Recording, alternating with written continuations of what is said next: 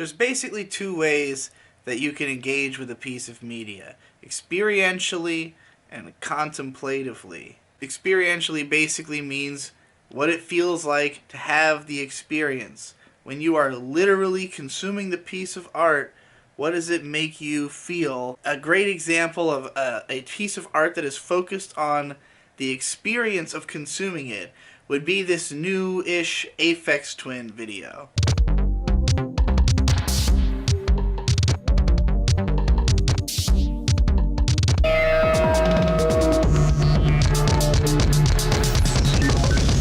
When I was watching this, all I could think about was how impressive it was that it looked and sounded the way that it did.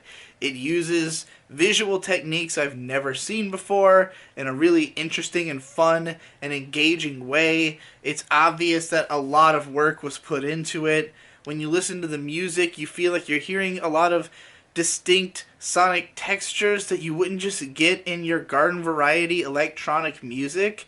And it's going through all these different phases. There's a lot of really intense and specific work going on.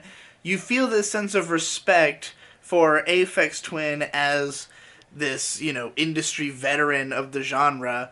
And overall, it's just extremely impressive to behold. But there's nothing really to think about other than how technical it is.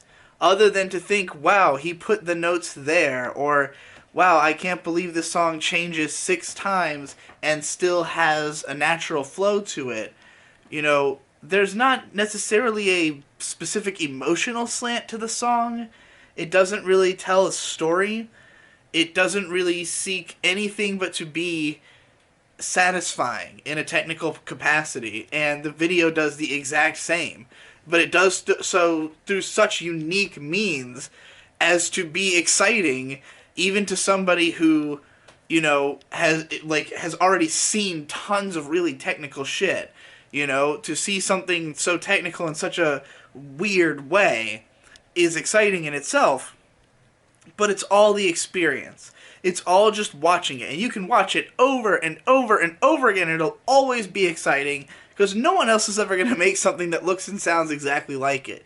So it's one of those special types of music videos you can always return to. And I don't really think that most art strives to be experientially satisfying, because it takes a lot more technical ability to craft something that is actually satisfying. People are not going to be impressed by the way something looks or feels unless you are really good at, using that medium to create those sensations. But if you give people something to think about, then it's a completely different story. The experience of the media might not even matter all that much. Obviously, my vlogs are a great example of contemplative media. Most of these are not extremely satisfying to listen to because my word choice isn't always perfect. I ramble a whole lot. I stumble over my words.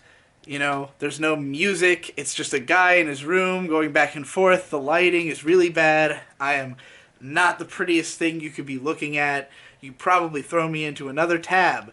It's not really about the experience, even though a lot of people do like my voice. A lot of people like the general aesthetic of my videos because of the fact that they inform the message, because of the fact that there is a relationship between the visual component and what you're hearing. It's part of the contemplative experience, but most of what you get out of a Digibro video is from what it makes you think about, the comparisons that you start drawing in your own mind to other things that you could apply these concepts to. What do you think is an experiential piece of art? Or what do you think is something that is more contemplative?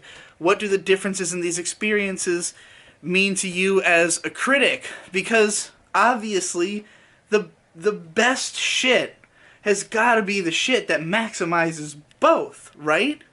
So it starts to bring you to this question of where we can all say that there's this concept of all flash and no substance that we all agree makes sense on some level.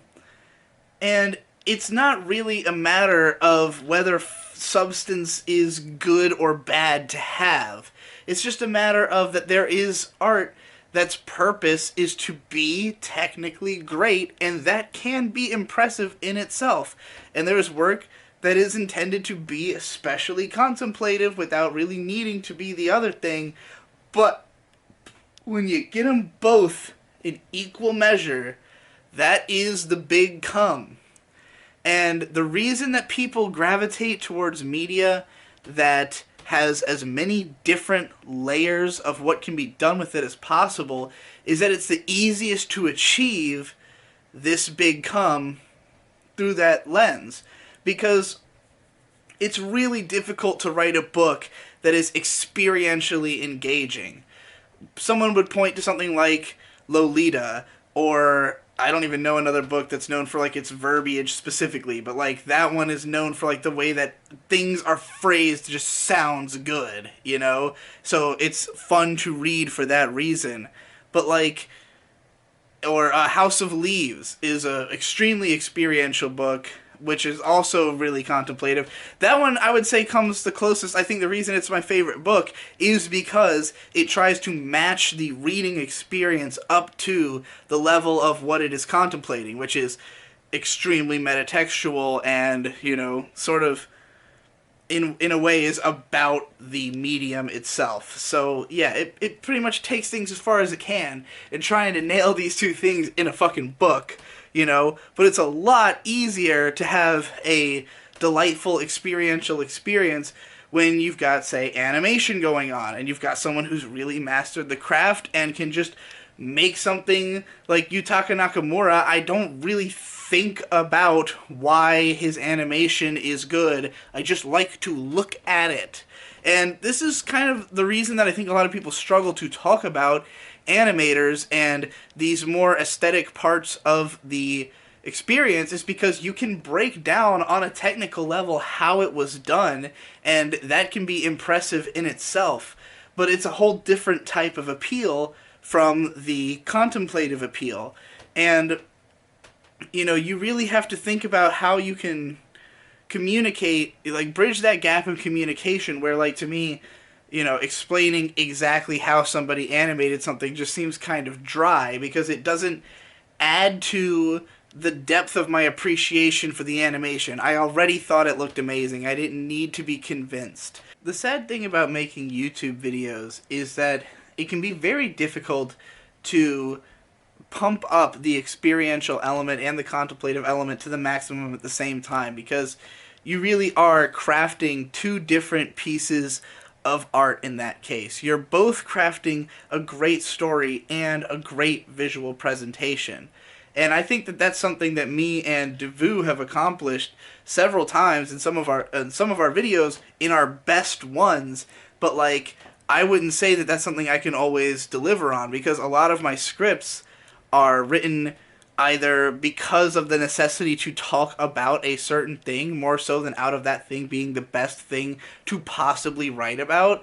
And like, you know, just the approach of not really considering what it's going to look like as a video. And then, you know, sending it off to somebody else who just has to kind of interpret it however they see fit, you know.